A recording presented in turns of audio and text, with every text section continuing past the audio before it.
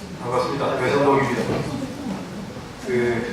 오늘은 한국 문화와 친해지기라고 하는 제목으로 우리에게도 좀 익숙하신 서경대 천학과의 박창균 교수님을 모시고 문화 강좌를 듣겠습니다.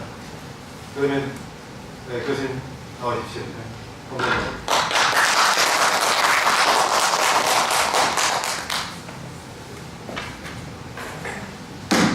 네, 반갑습니다. 지난번에 뵙던 분도 계신 것 같고요. 제가 오늘 말씀드릴 제목은 한국 문화와 친해지기인데, 외국인을 원래 상대로 강의하는 것을 염두에 두고 한국 문화에 대해서 좀 말씀을 드려야 되는데, 아마 외국인은 그렇게 많지 않으신 것 같고요. 이게 또 오늘 이야기가 저의 아주 독창적인 생각이라는 것보다 최근에 제가 읽은 책이 이제 한국 문화에 대해서 좀 잘 소개를 하는 것 같아서 그 책의 내용을 전반적으로 좀 말씀을 드리고 그 다음에 이제 그 소통에 대한 이야기를 좀 제 의견을 말씀드리려고 생각하고 있습니다. 네, 오늘 말씀드리려면 이제 전반적으로 들어가는 말이 있고요.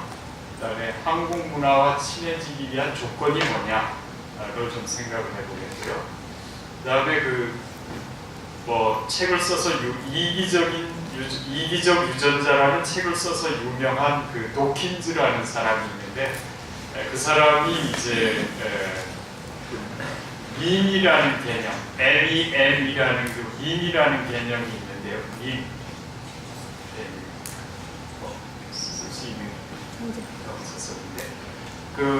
문화도 어떤 유전적으로 사람의 몸만 자식에게 어떤 사람의 몸의 어떤 형질이 유전이 되는 게 아니라 문화도 유전이 되는 이제 그런 것으로 생각해서 밈이라는 개념을 이제 제시했는데요.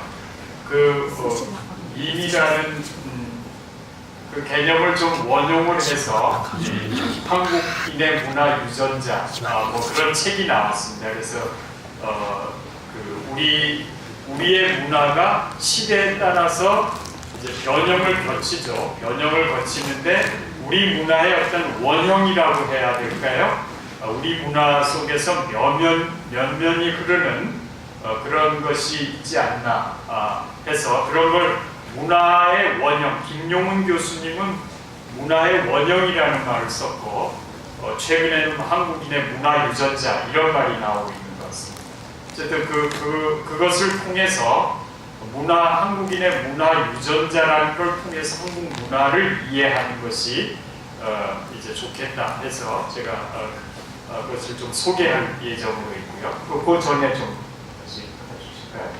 그 다음에 이제 나가는 말로 그렇게 진행을 하겠습니다. 그 다음 어떤 사람하고 친해지기, 지금 한국 문화와 친해지기인데 어떤 사람과 친해지기 위해서는 그 사람에 대한 이해가 요구된다는 건 너무 당연하죠. 그래서 어떤 재미있는 이런 이야기가 있어서 한번 적어봤는데요. 오해가 생기면 한 번 더 알아보고 한 번 더 물어보고 한 번만 더 생각하라. 그러면 5에서 3을 빼면 2가 되죠. 그러면 이해가 될 거다. 이런 재미있는 이야기가 있어서 제가 소개를 하는데 문화에 대한 오해도 많죠. 우리나라 사람은 이렇다. 일본 사람은 이렇다. 이런 식으로 규정을 해서 오해를 가질 경우가 많은데 그런 편견을 가질 경우가 많은데 문화라는 게 그렇게 단순하지가 않습니다. 심층적으로 좀 들어가서 봐야 될 그런 부분이 많이 있죠. 그다음 그래서 한국인과 친해진다는 것은 시간과 경험을 공유하는 데서 시작하기 때문에 가장 기본적인 단계는 아마 한국 문화에 대한 이해를 하는 것이 이제 필요하고요. 한국 문화와 친해지기 위해서는 이제 한국 문화를 이해하는 게 중요한데 이제 순서가 이런 거죠. 한국 사람과 친해지기 위해서는 한국 문화를 이해하는 게 필요하고, 한국 문화를 이해하기 위해서는 그 한국 문화의 어떤 원형이라고 해야 될까요? 문화 전반적으로 그 문화의 저변에서 우리 문화를 추동하고 있는 어떤 그런 요소들이 뭔가, 그것을 파악하는 게 이제 중요하다는 거죠. 한국 문화의 원형, 그 원형이라는 것은 시대에 따라 동그라미였는데 뭐 좀 일그러지기도 하고 세모 모양으로 갈 수도 있지만 어쨌든 그런 원형이라는 게 있다고 생각하는, 가정화하고 그것을 이해하는 게 필요하다는 거죠. 그래서 한국 문화가 어떻게 흘러왔고 그 흐름의 추동력이 무엇인가를 이해하는 게 한국 문화를 이해하는 척결이 된다. 그래서 그 추동력을 한국인이 가진 어떤 문화 유전자라고 하자는 거죠. 유전자라는 것은 아마 제가 도킨즈 말씀을 드렸지만 저는 좀 도킨즈를 비판하는 입장입니다만은, 도킨즈가 유명해진 것은 이기적 유전자라는 책을 써서 유명해졌는데, 옛날에는 사람을 이해하는데, 생물학적으로 이해하는데 세포를 가장 기본적인 단위로 해서 이해했는데, 도킨즈는 거기서 한 발짝 더 나아가서 이기적 유전자라는 책에서 유전자가 사실 그 핵심이고, 사람의 몸이라는 것은 유전자를 운반하는 운반체에 불과하다. 그렇게 유전자의 포커스를 맞췄단 말이죠. 그것이 이제 도킨즈의 좀 창의적인 작업이라고 할 수 있는데, 최근에 그 만들어진 이 이야기 주제와는 좀 멀어집니다만은, 만들어진 신이라는 그 책을 통해서 이 사람이 보니까 무신론의 운동가로 변한 것 같습니다. 거기에 대해서 많은 비판이 있고, 도킨즈의 지지자들마저도 도킨즈가 학문의 영역에서 너무 멀어졌다. 그래서 도킨즈의 지지자들마저도 이제 도킨즈에 실망했다는 이제 그 이야기도 나오고 있습니다만은, 어쨌든 유전자라는 것은 그 부모가 자식에게 물려주고 부모의 그 형질을 그 자식이 갖게 되는 거죠. 마찬가지로 한국인의 문화 유전자라는 것은 문화가 계승되면서 그 문화 속에서 그 도도하게 흐르는 어떤 한국 사람만이 가진 고유한 그런 요소들을 문화 유전자라고 그렇게 칭하고, 이제 이 문화 유전자에 대해서 도대체 한국인을 지배하고 있는, 한국인의 의식이나 한국인의 문화를 지배하고 있는 문화 유전자는 도대체 뭐가 있는가, 이제 그것을 좀 알아보려고 하고 있습니다. 예, 그다음. 그래서 다시 한번 이제 말씀드리면, 오늘 제목이 이제 한국 문화와 친해지기인데, 한국 문화와 친해지기 위해서는 이제 어떤 조건이 필요한가, 이걸 다시 한번 확인을 하면요. 원형이라는 것은 어떤 세월의 흐름에 따라 변형되기도 하지만, 변형된 모습에서도 찾아지는 어떤 일관성 있는 요소들을 이제 원형이라고 하고, 이런 문화적 원형은 문화적 유전자라고 할 수 있습니다. 그래서 한국 문화와 친해지기 위해서는 한국 문화의 원형을 이해하는 게 중요하다는 거죠. 그래서 최근에 한국문화연구원, 문화진흥원에서 엮은 한국인의 문화 유전자라는 책이 있는데요. 제 지금 오늘 앞으로 말씀드리려고 하는 것은 주로 이 책의 내용을 제가 좀 요약한 것입니다. 제 독창적인 내용이 아니고요. 여러 사람이 이 책을 썼는데 비교적 좀 잘 정리가 되어 있는 것 같습니다. 예, 그다음. 그래서 한국인의 한국 문화의 그 정체성을 분석하기 위해서 2012년 4월 문화관광부하고 한국학진흥원이 한길 리서치에 의뢰해서 전문가 100인을 대상으로 심층 조사를 한 다음에 다시 일반인 1000명을 대상으로 전화 설문조사를 한 결과, 이 전문가들은 한국인의 그 문화 유전자로 자연스러움, 역동성, 열정, 역동성 또는 열정, 그 다음에 흥 또는 신명, 이걸 아주 한국인에게서 가장 대표적인 그런 특징으로 잡고, 그 외에 예의라든가 여유라든가 끈기라든가 어울림 또는 조화라든가 한, 이런 것이 그 있는 것으로 나와 있고요. 그 다음에 일반인들은 한국인의 특징으로 그 예의를 가장 높이 평가했습니다. 그 다음에 끈기, 공동체 문화, 역동성, 어울림, 그 다음에 흥, 한, 자연스러움, 발효, 여유, 이런 것들을 이제 일반인들은 선택을 했습니다. 공통적인 부분도 있지만 전문가들하고 일반인들하고 이제 약간 차이가 나는 부분이 있죠.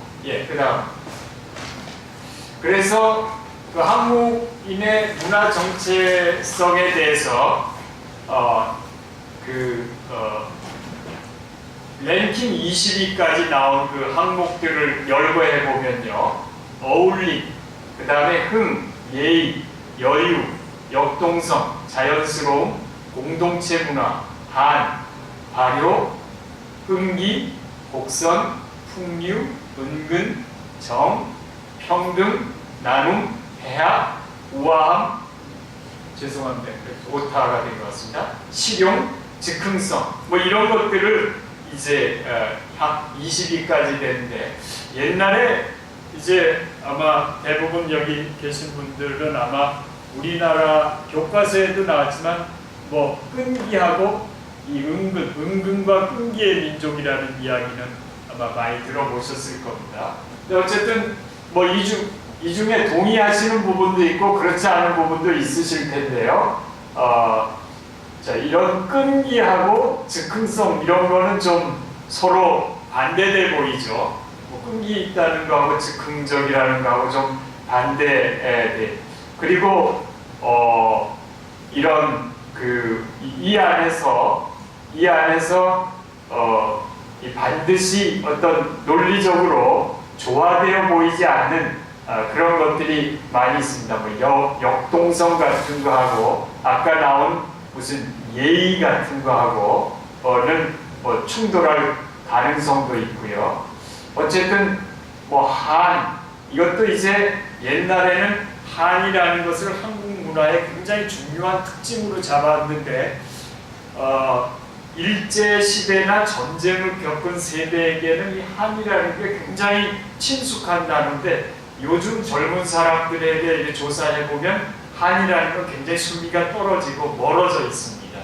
별로 한 맺힌 것도 없고, 아주 어렸을 때부터 풍요롭게 자란 세대들에게는 한이라는 것이 별로 큰 비중을 차지하고 있지 않은 것 같습니다.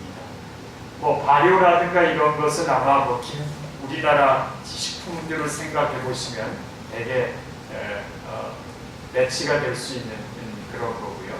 이 중에서 나중에 말씀드리겠지만 이 정이라는 거, 이거는 외국어로 번역도 되지 않는 한국의 고유한 그런 단어라고 할 수 있습니다. 이게 번역을 할 수가 없을 정도.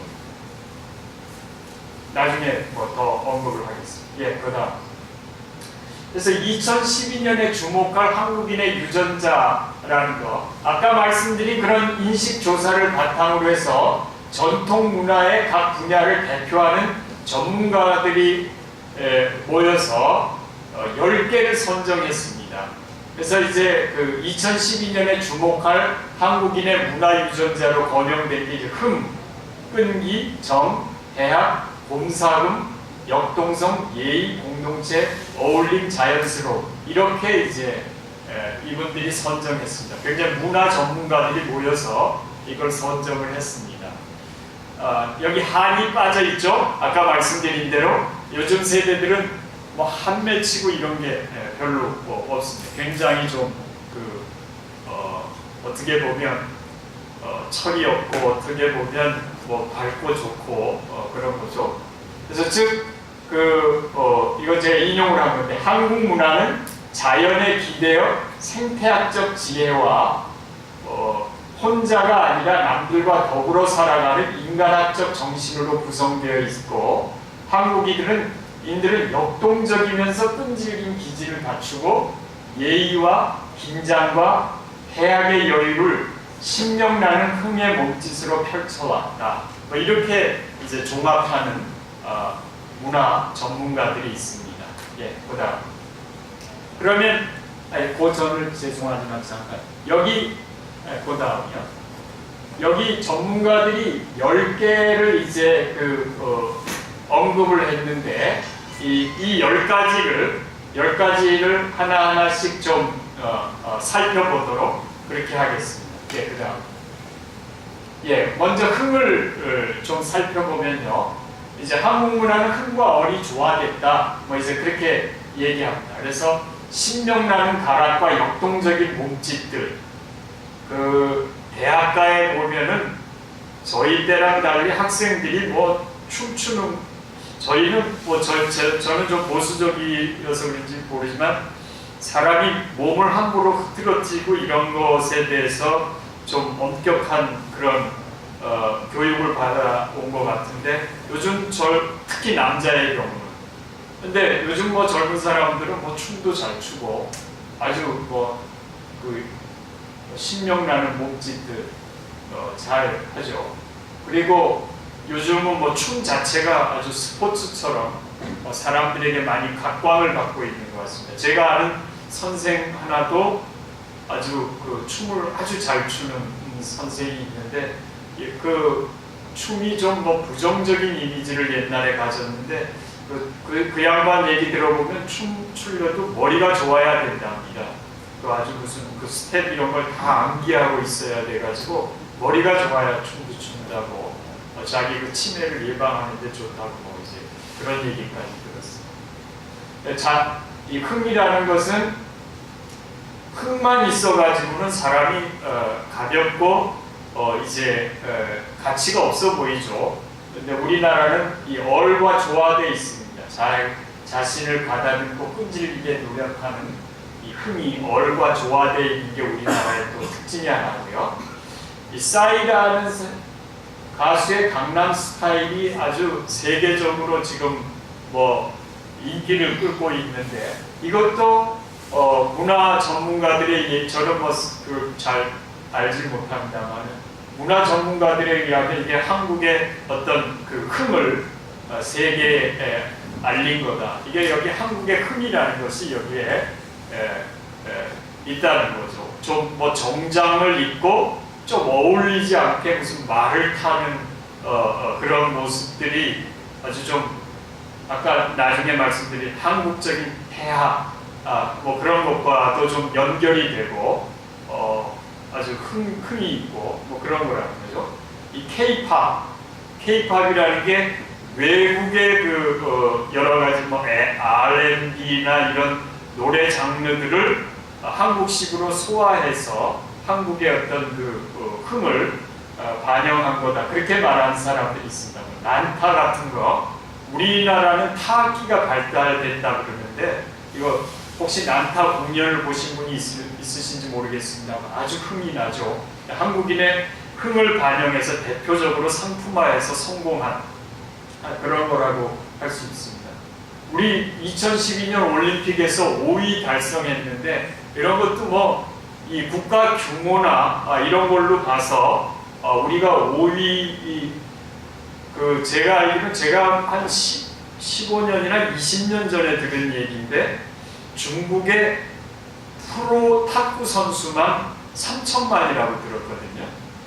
프로들만. 우리나라 뭐 성인 인구를 생각해보면 거의 우리나라 전 국민이 탁구 치는 것 같은 인구가 있는 셈인데 우리나라 탁구 선수 몇 안 되는데 뭐 중국하고는 잘 안 되지만 세계에서 뭐 1, 2, 3위를 다투고 있는 거 보면 우리는 인구 수에 비해서 상당히 선전하고 있는 거죠. 이런 것도 보면 누가 금메달 땄다 그러면은 예기치 않은 종목에서 또 금메달도 나오고 일단 흥과 좀 연결이 돼 있는 게 아닌가 이제 그렇게 보입니다. 예, 그다음 끈기. 아까 말씀드린데도 이제 끈기라는 것이 이제 우리 민족의 아주 굉장히 중요한 그런 문화유전자로 거명되고 있는 이유는 아마 역사적인 거하고 관련되어 있는 것 같습니다. 이 몽골의 침략, 임진왜란, 병자호란, 일제히 침략 이런 데서도 굴하지 않고 국가의 그 위기를 극복해온 거는 이 끈기죠. 그냥 뭐 큰 나라에 편입돼서 그냥 살고 말지 뭐 이런 포기하는 게 없었다는 거죠. 끈기가 있는 거죠. 아마 중국의 변방 국가 중에 뭐 살아남은 소수 민족이 없죠. 거의 다 중국에 편입돼서 그 중국 문화에 동화되고 말았는데 대한민국은 꿋꿋이 살아남고 우리말을 쓰고 있는 아주 세계에서 보면 경이로운 민족입니다. 한글을 창제하고 고려 청자를 만든 것도 끈기 없이는 불가능한 거죠. 이런 문화적 유산을 보면 팔만 대전경도 그렇고 상당히 끈기를 요하는 거죠.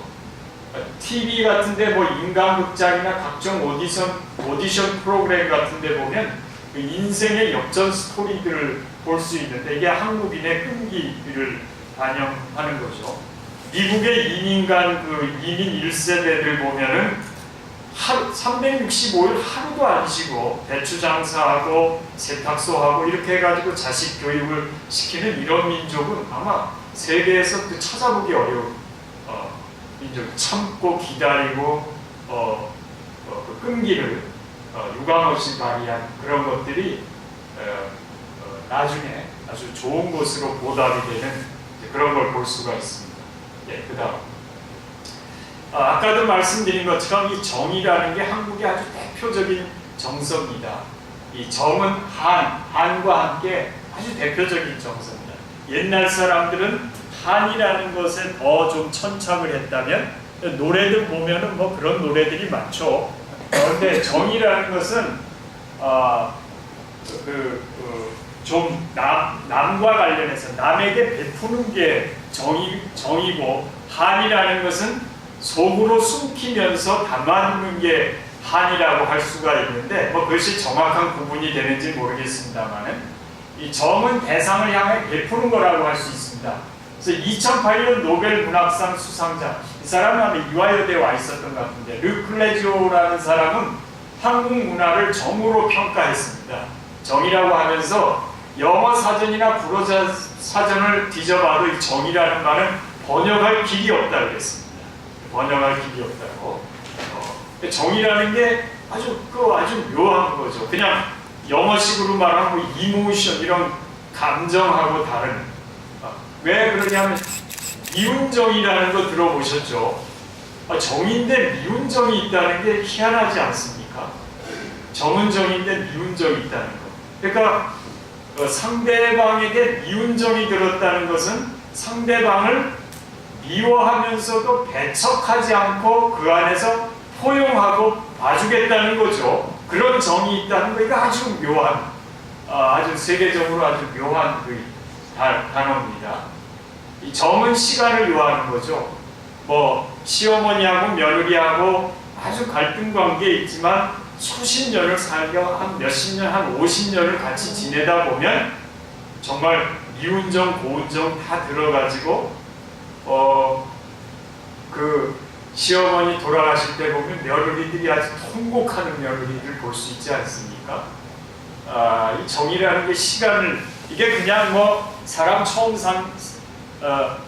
새겨서 사귀어가지고 악수하고 통성명하고 자 우리 앞으로 이렇게 합시다 뭐 계약을 해서 그 계약에 따르고 지키고 뭐 그런 서구 문화하고는 이게 차이가 있는 거죠. 아주 정이라는 게 끈끈한 거고 제가 동양 철학에서 특히 정을 많이 다루고 있는데 여기서 제가 그냥 말씀드리고 싶은 것은 순자라는 사람이 이제 정에 대해서 뭐 거의 처음 언급한 사람으로 이렇게 알려져 있고 물론 그 전에 뭐 맹자도 얘기했다고 합니다만 이 정의 근원을 성이라고 했습니다. 성이라는 것은 이 선천적으로 부여받은 어떤 그런 도덕적인 그런 것을 성이라고 합니다. 어쨌든 이 정이라는 거 보면 심리도 못 가서 발병 난다. 이 아리랑 보면 이런 거 있죠. 그러니까 떠나기는 떠나보내는데 그래서 좀 믿긴 한데 발병나라고 말할 정도로 믿기는 한데 그래도 그 떠나는 걸 그냥 그냥 받아주고 용인하고 그런 어떤 뭐 미운정이라고 할까 아주 묘한 다른 나라 말로 바꾸기 어려운 아주 묘한 게 한국인의 정의라는 거.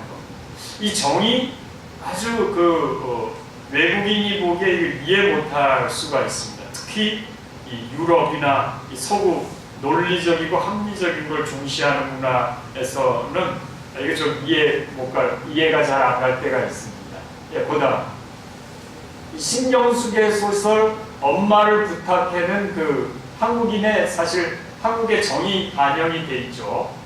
그런데 미국 조지타운 영문과 교수 모린 코리건이 2011년에 한 라디오 방송국의 프로그램에 나와서 도대체 이런 따위의 소설을 갖다가 유명한 출판사가 출판한 걸 이해가 안 된다고 혹평을 했습니다. 근데 이렇게 혹평한 이유는 이 사람 한국 사람의 이 정의라는 개념이 기본적으로 안 돼 있어서 그래요. 엄마의 슬픔은 이 자식들이 불행하거나 뭐 이런 것을 그냥 반영하는 그런 뿐이라고 생각을 하는 이제 아주 도식을 가지고는 이걸 이해할 수가 없죠. 이게 기본적으로 한국의 정에 대한 개념 그것을 이해하지 못하는 이런 소설을 충분히 이해하지 못합니다.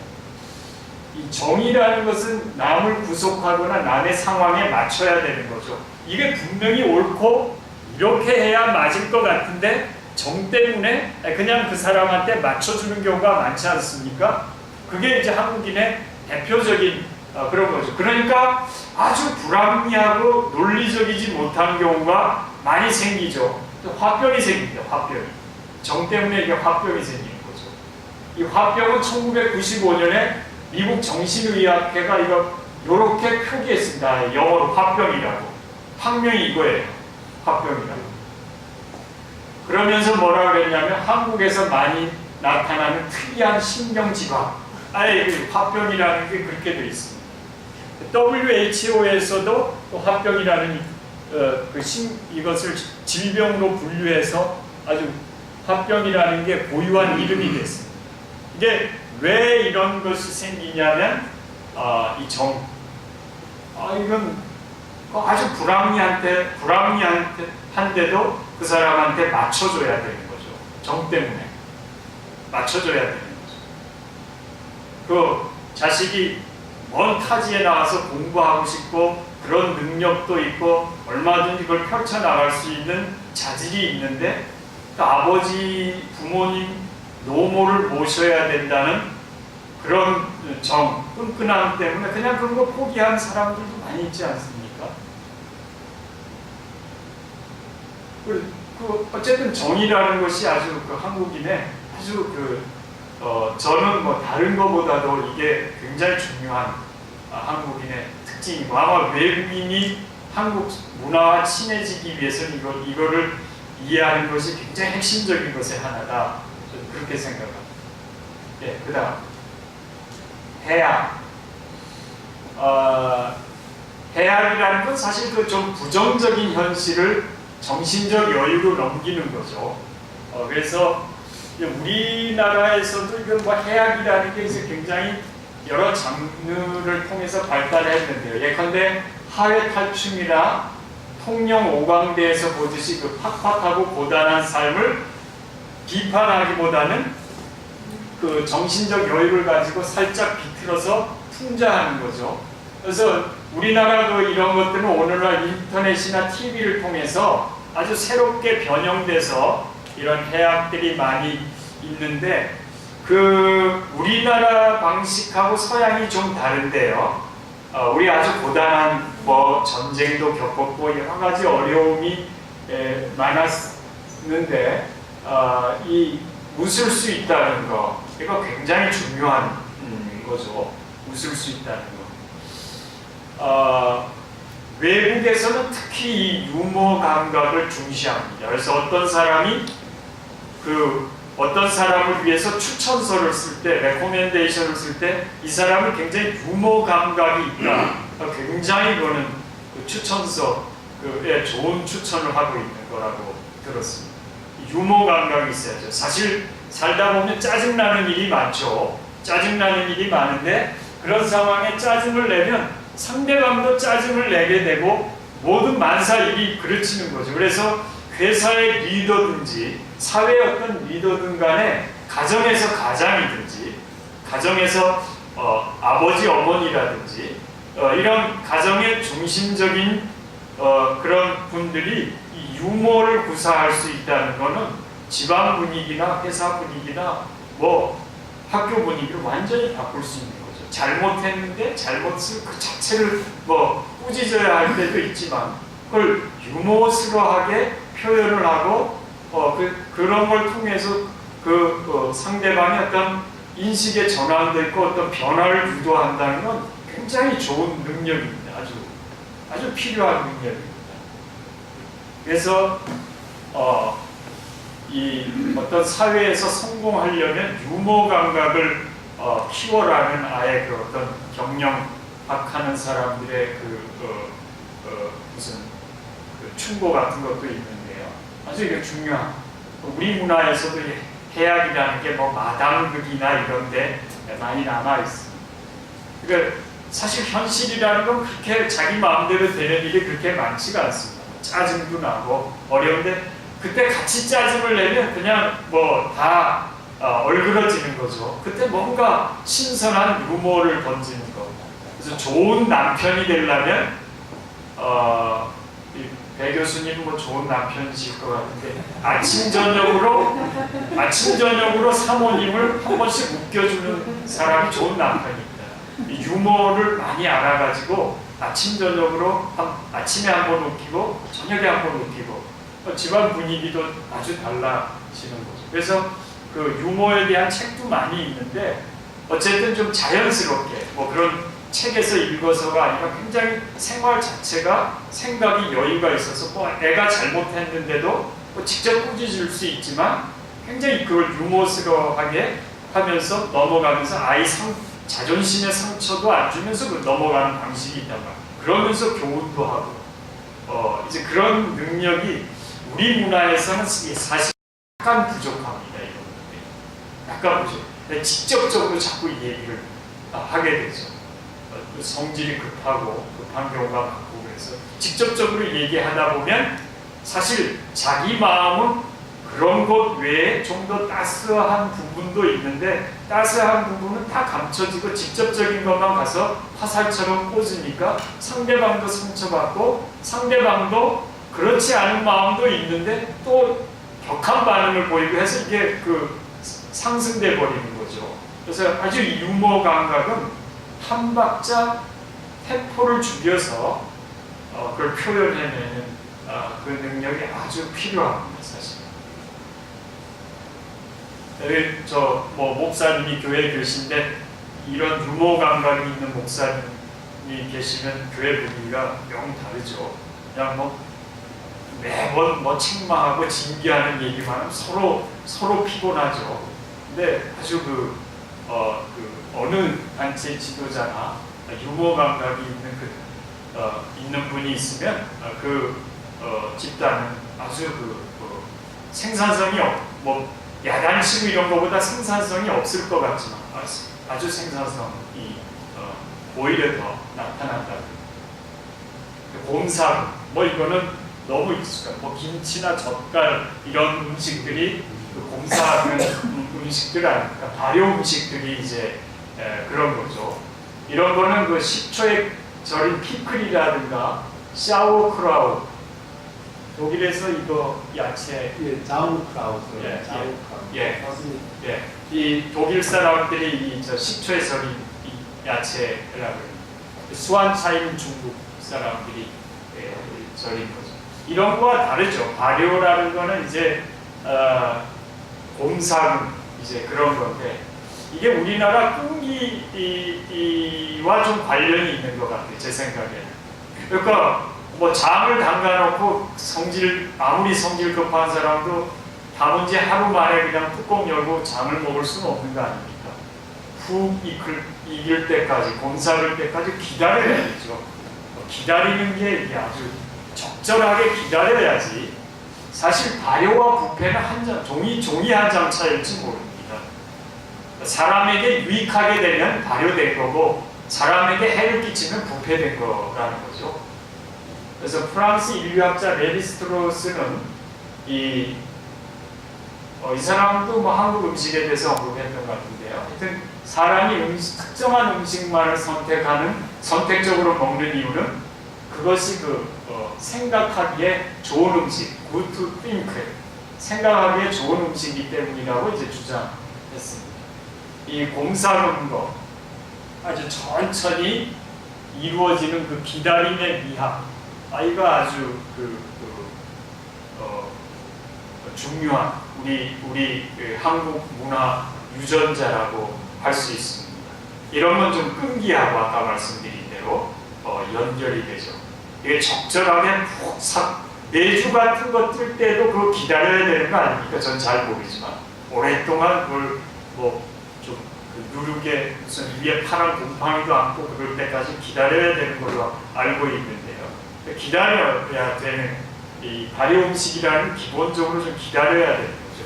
요즘 뭐 집에서 요구르트를 많이 해서 드시는 것 같은데 그것도 뭐 우유에다가 그 균을 넣고 좀 기다려야 먹을 수 있는 거지. 그냥 뭐 급하다고 바로 먹을 수 있는 건 아니지 않습니까? 예, 그다음 역동성. 이거는 어느 날 더 말할 필요가 없이 우리 이 민족에게 아주 세계 사람들이 아주 그 특징으로 보고 있는 것이죠. 즉흥적으로. 그래서 관광하러 가도 빨리빨리라는 말이 다 통한다 그러대요. 동남아 같은 데도 빨리 일을 처리하고 아주 활발하게 움직이는 거죠. 우리나라 공무원들 봐도 굉장히 단기간에 해내려는 거 다 그 능력 있게 잘 해낸다고 들었습니다. 아주 그 단기간에 일을 빨리 하고 이런 거. 이런 기질 때문에 우리가 압축 성장을 이루었죠. 소위 말하는 경제적으로. 그래서 한강의 기적 이런 것들 산업화를 이뤄냈습니다. 우리나라 인터넷 속도는 세계 최고의 속도입니다. 지금 이제 그 소위 기러기 이 아빠들 많지 않습니까? 제가 아는 대학에 기러기 아빠들이 얼마나 많은지 모릅니다. 그래서 보면 방학 때 미국에 가는데 전에는 미국에 가면 편했는데 미국에 가면 이제 불편하대요. 그런 사람들이 많아요. 우리나라 훨씬 좀 살기가 좋다는 거죠. 인터넷 쓰기도 불편하고 하여튼 불편하다는 거예요. 돈을 내고 무슨 조건이 많이 다르고. 그래서 이건 우리나라는 최고의 속도를 지금 자랑하고 있지 않습니까? 어디나 인터넷 같은 이런 빠른 시대적 변화에 이것도 좀 못한다. 대응하는 장점이 있지만 일의 과정을 경시해서 한강 다리가 무너진다든가 성수대교 무너진다든가 사품백화점이 어떻게 된다든가 그런 이제 화를 부르기도 하죠. 어쨌든 이 빨리빨리는 우리의 어떤 문화적 유전자로 자리 잡고 있는 것 같습니다. 그래서 아마 여기 계신 분들은 어떨지 모르겠는데 무슨 TV를 보시면서 리모컨 있죠? 리모컨? 아마 한국 사람들 가장 많이 돌리는 민족 중에 하나일지 모르겠어요. 하나 그냥 진득하게 보지 않고 그냥 계속 돌리고 조금 재미없이 돌립니다. 그러니까 인터넷에도 조금 느리면 바로 그냥 다른 데로 가죠. 우리는 이제 그건 너무 당연시하고 이것이 장점도 있지만 아까 말씀드린 대로 이런 과정, 절차 그래서 정말 답답하죠. 외국의 관공서 같은 데 가고 우리는 우리는 그냥 아까 말한 누가 할머니가 오셔가지고 예컨대 뭐 꽤 그 사정을 얘기하면 정에 끌려서 그냥 뭐 좀 빨리 처리하기도 하고 뭐 이런 게 있는데 거기 뭐 또 절차대로 다 지켜서 이렇게 한단 말이죠. 그러니까 좀 그 과정을 중시하는 그런 시스템하고 이런 그 정을 중시하고 빠른 것을 가치로 여기는. 그러니까 아무리 잘해도 빨리 처리가 안 되는 잘못된 걸로 생각하는 그런 문화하고는 차이가 있는 것이죠. 네, 그다음 예의. 이것도 이제 굉장히 우리 민족의 아주 중요한 문화적 유전자라고 그렇게 말씀드릴 수 있습니다. 사실 예의를 지키려면 긴장이 필요한 거죠. 긴장이. 그래서 저는 저희 아버지한테 뭐 교육을 그렇게 좀 받아서 그랬지 그냥 몸에 배어서 뭐 어른이 들어오시거나 그럼 당연히 앉아 있다 일어나고 뭐 저보다 연배가 아래인 사람이 와도 좀 그냥 그걸 뭐라 그러나 요즘 말로 말하면 기억은 원래 어디다 하는 겁니까? 기억은 어디에다 하죠? 머리에다 하죠? 근데 기억을 근육 속에 한다는 말이 있죠. 운동선수들은 기억을 뇌에다 하면 안 된답니다. 근육에 해야지. 바로 그 근육에서 그 수많은 연습을 통해서 몸에 배어 있어야 그게 나오는 거지. 어떤 자극에 대해서 머리로 생각해서 하려면 그건 이미 늦어서 좋은 선수가 될 수 없다는 거죠. 이 예의라는 건 근육에 배어 있어야 되는 정말 그런 것 같습니다. 제가 그 전철을 타서 최근에 좀 당황스러운 일이 있었는데 제가 보기에는 저보다 나이 많은 사람이 저한테 자리를 양보하는 거예요. 그래서 그 이후로는 전철 가면 사람이 앉아 있는 앞에 서지 않고 늘 문가에서 이제 이리 쓸리고 저리 쓸리고 이제 서 있게 됐는데 왜냐하면 좀 뭐 젊은 사람에게 자리 양보해달라는 것처럼 돼버리고 그래서 하여튼 좀 그 이후에 이제 그 문 옆에 주로 서 있게 됐습니다만 예의라는 건 긴장이 필요한 거죠. 긴장하기 싫어서 긴장하지 않는다면 예의를 잘 지키게 되지는 않습니다. 이 조선 시대의 그 어떤 두 가지 전통은 선비 정신과 예조. 아마 선비 정신은 거의 오늘날 실종되고 말았습니다. 학교에서 실종되고 말았어요. 그 선생이 거의 뭐 존경을 받기보다는 직업의 그냥 하나로 그렇게 치부되고 있고 학생들도 선생들에게 크게 그런 도덕적인 기대를 하지 않는 것 같고요.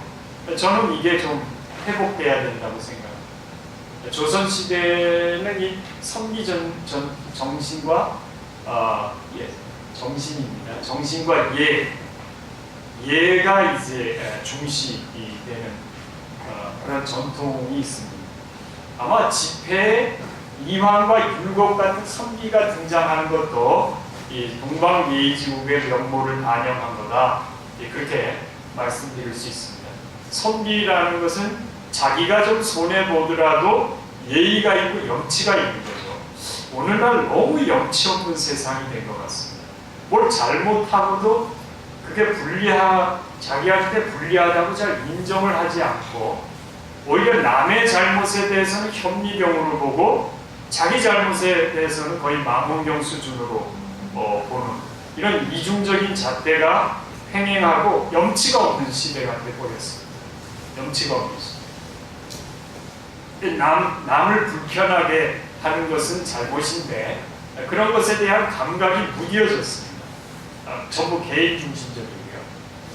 이 예학이라는 게 본래 본질의 옳고 그름을 탐구하고 이 가문이나 공동체가 불편한 어떤 법을 의존하지 않고 예의에 어긋나지 않게 행동하는 법을 제시하는 건데 이런 것들이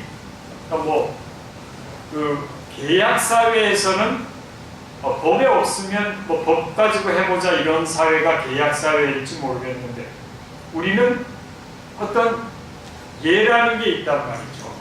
그래서 훨씬 그 예를 가지고 사회적 갈등의 갈등을 수준 높은 단계에서 해결할 수 있음에도 불구하고 너무 이 사회가 무슨 이 계약을 가지고 따지는 사회, 현대화된 사회가 이제 그렇게 돼야 되는 건 맞죠. 돼야 되는 건 맞지만 너무 이것이 계약 위주로 가고 이것이 복잡해지면 뭐 변호사들 밥 먹는 일은 많아질지 몰라도 사회가 그렇게 건강한 사회는 아니죠. 제가 알기로는 우리나라에서 법률적인 소송을 할 때 무고라는 거 있지 않습니까? 남이 죄가 없는데 그거가 그렇게 많고요. 일본에 비해서 몇 배가 하여튼 제가 상상할 수 없는 수준의 높은 비율을 차지하는데 처음에 소송할 때 제가 아는 변호사 얘기 들어보면 처음에 소송할 때 보면은 뭐 그냥 이제 나가다가 두 번 지지 않습니까? 1심에서 그러면 이것은 버릇을 가르쳐 줘야 된다 그러면서 2심, 3심으로 안 될 걸 막 간다는 거예요. 안 될 걸 막 간다는 거예요. 그래서 그때는 이성보다 감정이 지배하고 있는 거죠. 그래서 일본에서 그냥 변호사 단계에서 이건 안 됩니다. 이러면 그냥 그만두는데 우리는 그렇지 않다는 거예요. 이건 본때를 보여주기 위해서 해야 된다. 이런 식으로 이제 해서 소송이 되다 보니까 소송이 인플레예요. 그러니까 뭐 판사들은 집에 가서 서류 들고 가서 우린 거의 서류를 가지고 하니까 뭐 그 업무량도 많아지고 재판의 질도 떨어지게 되는 거죠. 어쨌든 좀 기본적인 예의와 이런 것들이 예의라는 건 상대방에게 요구하는 것만이 아니라 나도 예의를 지켜야 되는 거죠. 그래야 공평한 것이지. 남에게는 예의를 요구하면서 내가 예의를 지키지 않는다는 건 설득력이 없을 겁니다. 어쨌든 우리는 굉장히 예의를 갖춘 그래서 뭐 이게 너무 지나쳐가지고 칠거지양 뭐 이런 것들이 나와서 정말 조선시대의 여성들을 올가맨 것도 있습니다만 이런 사회적인 어떤 관례들이 아주 부정적인 측면이 있지만 잘못된 것도 있고요. 그러나 예의 자체는 기본적으로 다른 사람에 대한 존중과 배려라는 측면에서 이것은 발전시킬 필요가 있다. 그렇게 생각합니다. 특히 영치 부분이요. 너무 영치 없는 세상이 된 것이 이 사회를 더 아주 황량하게 만들고 있는 것 같습니다. 그다음 공동체. 우리라는 게 중시되는 사회죠. 옛날에 어떤 정치인이 뭐 우리가 남이가 해가지고 선거의 어떤 풍향을 바꿔버린 예가 있는데 이 끈끈한 정을 매개로 형성되어 있어서 좋은 의미에서 사회 안전망 역할을 합니다. 그래서 지금 말라위라는 아프리카 국가가 그렇다고 해요. 거기서 계신 어떤 분 얘기 들어봤더니 가족이 한 20-30명은 보통이래요. 왜 그렇게 되냐 그랬더니 형이 죽으면 형 가족을 그냥 동생이 다 걷어서 그냥 산대요. 그러니까 이 공동체가 돼 있는 거죠. 우리도 옛날에는 그렇지만 지금은 뭐 너무나 급격하게 핵가족화 됐을 뿐만 아니라 핵가족이 아니라 이제 개인화 돼버렸습니다. 그래서 그냥 젊은 사람은 결혼도 안 하고 원룸에 가서 사는 사람도 많고 이렇게 돼버렸어요. 그래서 뭐 이거 아주 한국인의 유전자가 어떻게 발현될지 아주 위축되고 많았습니다만은 이 한국인의 정세 깊이 스며들어 있습니다. 옛날에는 동네에 시족들이 같이 살아서도 그렇지만 동네에 좀 버릇없고 예의 안 지키는 청년이 지나가면 동네 어른이 그 청년을 붙들고 너 예의를 지키라고 꾸중했던 그런 시절이 불과 한 40-50년 전인데 지금은 도저히 그런 걸 이야기할 수가 없는 시대가 되어버렸습니다. 이렇게 공동체가 이제 와해되면 이제 여러 가지 사회 문제를 낳죠. 여러분, 우리 엄마라는 말을 뭐 자식이 여러 명, 형제가 여러 명인 사람이 우리 엄마라고 말하는 거는 말이 되죠.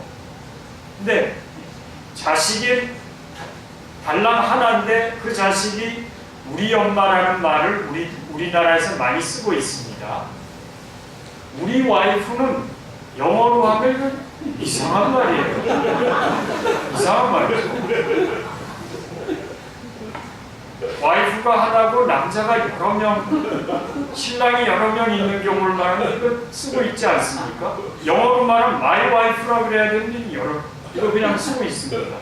외국 사람 이걸 직역을 해갖고 our wives 하든가 뭐 our wives 하면 모르는데 our wife 하면은 아마 외국 사람이 아마 황당하게 들을지 모릅니다.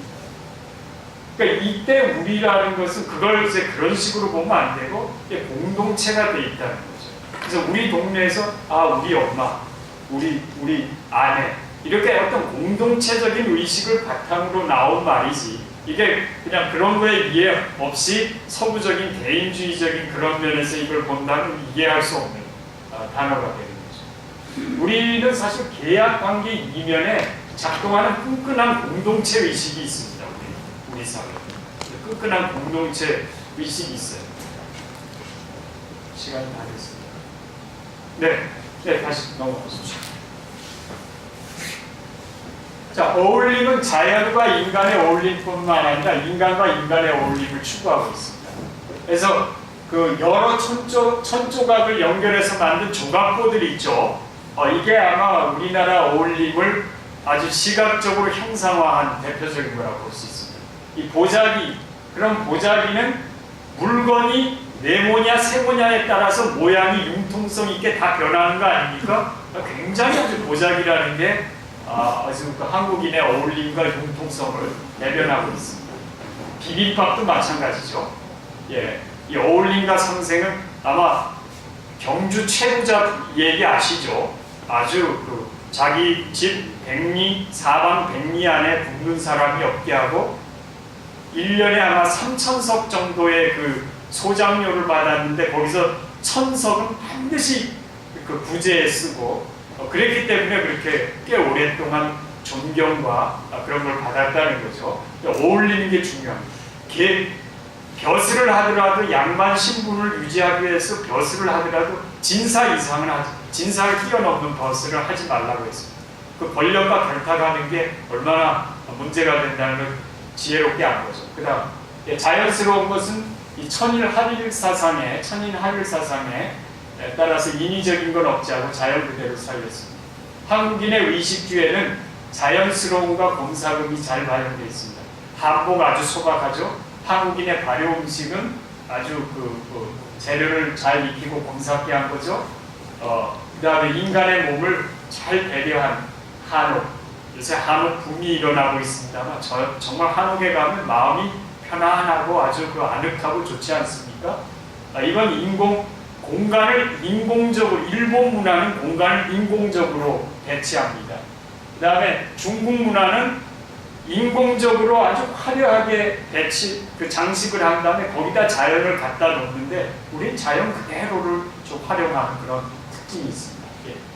그 다음에 이제 나가는 말로 한중일 문화 비교하면은 우리나라는 유교를 좀 절대화한 측면이 있지만 중국은 유교가 생활화되어 있고 일본은 유교라는 건 그냥 교양 수준입니다. 종교를 수용하는 방식에 있어서도 우리는 굉장히 정통성을 중시하는데 중국은 공존, 일본은 스파. 기록을 남기는 것도 우리나라는 좀 명분에 입각하는데 중국은 굉장히 역사를 좋아하죠. 중국 사람들이. 다양성. 일본은 굉장히 치밀하죠.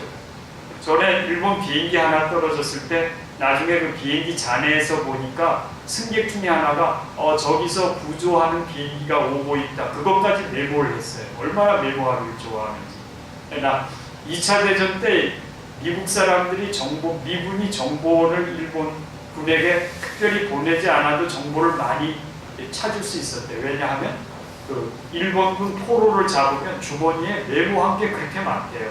그걸 끄잡아 보면 아주 유용한 정보들이 많았다는 거. 그 다음 한국 문화와 소통. 소통하기 위해서는 이게 지금 우리가 문화 상대주의와 종교 상대주의 안에서 소통을 하는데 이 프란츠 보아즈라는 그 사람은 에스키모의 그 이누이 문화에 대해서 이 서양 문화와 뒤진 게 아니고 다른 문화다. 문화를 어느 나라 각자 존중하게 돼 있죠. 이누이 문화를 보면 그 눈에 대해서도 이 문명 세계에서 눈이 온다 하나인데 거의 4가지 용어가 적어져 있다는 거예요. 눈이 내리는 것에 대한 용어가 있고, 내린 눈이 쌓이는 것에 대한 용어가 있고, 눈보라가 친다는 용어 같은 게 따로 있고, 눈보라가 친 눈이 쌓인 게 있고, 눈에 대한 용어가 4가지가 있다고요. 훨씬 더 그런 면에서는 진보했다 이런 의미겠죠. 이건 뭐 그냥 소통이 가능하려면 이제 접촉점과 지평의 융합이 있어야 되는데 교회에 왔기 때문에 이제 기독교는 자연 종교가 아니고 계시 종교이기 때문에 어떤 독단성이 있죠. 독단성이 있어서 이걸 인식을 하고 소통하는 게 중요합니다. 이게 계시 종교이기 때문에 기독교의 고유한 어떤 그런 것을 포기해서는 안 되지만 어떻게 이런 시대에 어떤 다른 문화와 소통할 것인가. 아마 이 경동교회는 교회 안에서는 굉장히 소통을 활발하게 하는 대로 알고 있습니다. 예, 그다음 삶과 마지막입니다. 행동을 통한 소통이 필요한데요. 이 문화를 단순히 친해지고 아는데 그치는 게 아니라 남의 권리를 빼앗지 않는 준법, 남에게 해를 끼치지 않는 윤리의 핵심은 남에게 해를 끼치지 않는 겁니다. 해를 끼치지 않고 손해와 희생을 좀 감수해야 이 소통이 사실은 됩니다. 상대방의 이야기, 자기 이야기를 일방적으로 하지 않고 경청하고 존중해야 이 소통이 되는데 한국 문화와 친해지고 또 다른 문화와 소통을 하고 다른 사람과 소통하기 위해서는 이런 것들이 필요하다고 할 수 있습니다. 예, 뒤에 시간이 조금 촉박해서 됐습니다. 감사합니다.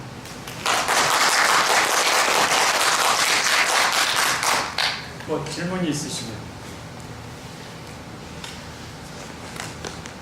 이걸 마치겠습니다. 감사합니다. 오늘 이렇게 와주셔서 감사합니다.